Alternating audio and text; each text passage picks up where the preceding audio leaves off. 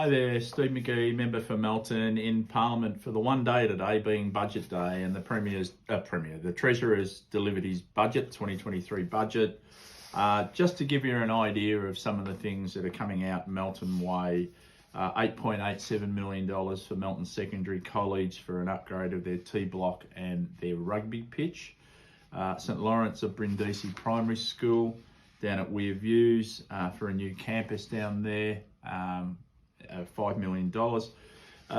Also, we're going to be looking at, and this has been something that's been raised by the local community, what we call beacon schools for Punjabi and Hindi VCE language programs. $3.5 million allocated to that. There'll be one of those schools in the west, and we've been requested by the Indian community to have Punjabi and Hindi as a second language taught at the schools, and we think that's great.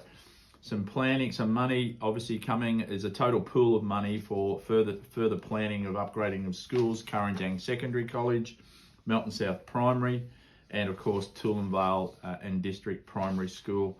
And the planning should start in the near future, and I mean this year. The VSBA will be in control of that in consultation with the school about the planning of the upgrade of their schools.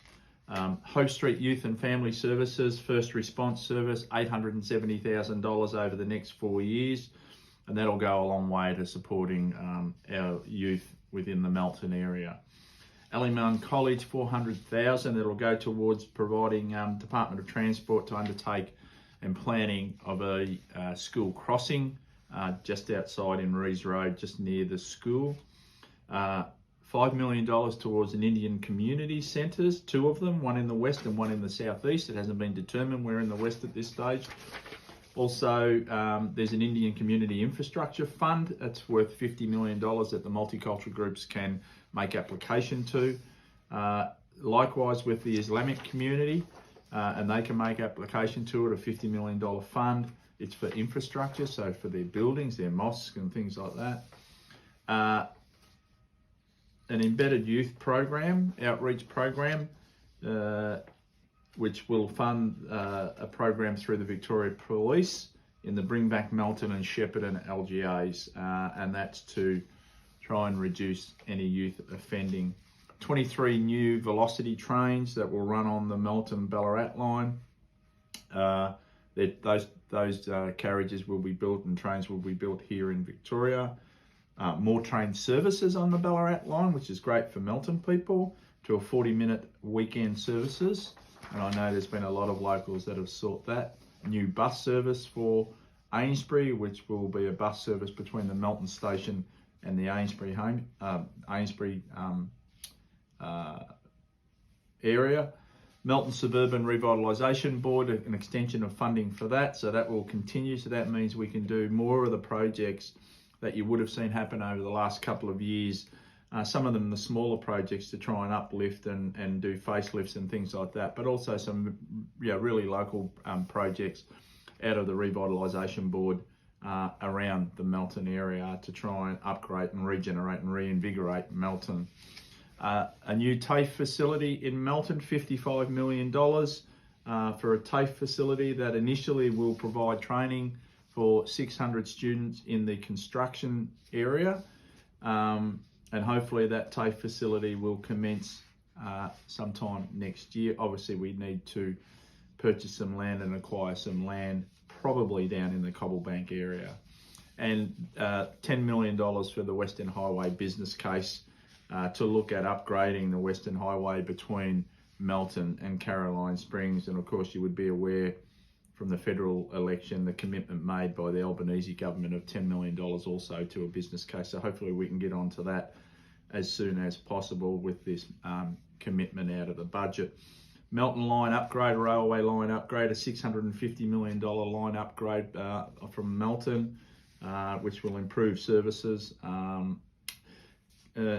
Community support groups here in Melton, there's a $14.6 million injection of money, not only for Melton, but for Greater Dandenong, Casey, Cardinia, Heidelberg West, North Melbourne, Wyndham, Melton and Brimbank.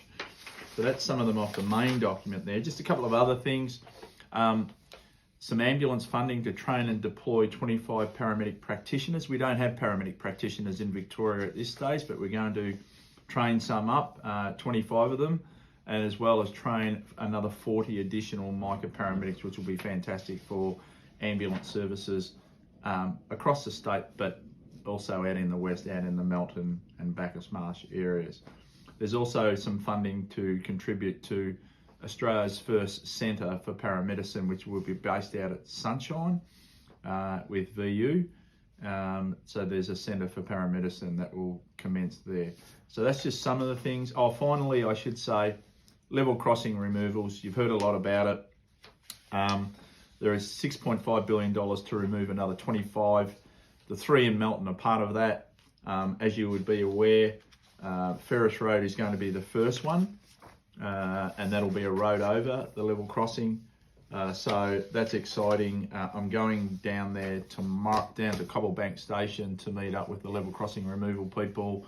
They've been handing out information to patrons that have been going onto the trains, and I think some people that have lived down that way should be aware that information documents have been put into your letterbox just to let you know a bit about the level crossing removal. So that's all about to start in regard to Parish Road. So it's great news. There's a lot more in the budget. You'll hear a lot more. I think it's a good budget, and we'll get on and keep delivering. Thanks very much. I'll see you out in Melton. Thank you.